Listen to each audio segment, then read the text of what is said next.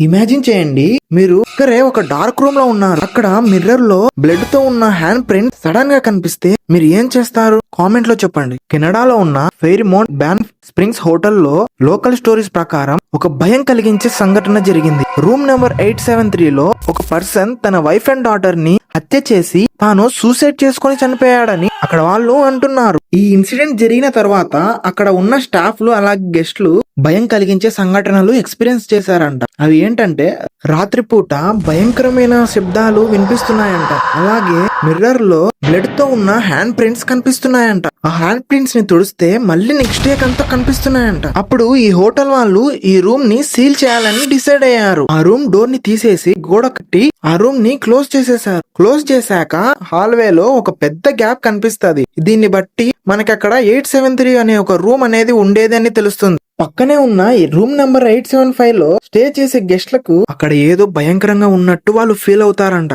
నిజానికి అసలు కరెక్ట్ గా ఏం జరిగిందని ఎవరికి తెలియదు. ఈ రూమ్ నెంబర్ 873 అనేది నిజమా లేక ఒక స్టోరీనా? ఇప్పటి వరకు మనకు తెలిసిన ఇన్సిడెంట్స్ అన్ని అక్కడ ఉన్న స్టాఫ్ అలాగే స్టే చేసిన గెస్ట్లు చెప్పినవి. ఇదంతా నిజమా అబద్ధమా అనేది అక్కడ నిజంగా ఎక్స్పీరియన్స్ చేసిన పర్సన్స్ కి తప్ప ఎవరికి తెలియదు. ఇది నిజమా అబద్ధమా మీకేమనిపిస్తుంది? కామెంట్స్ లో చెప్పండి.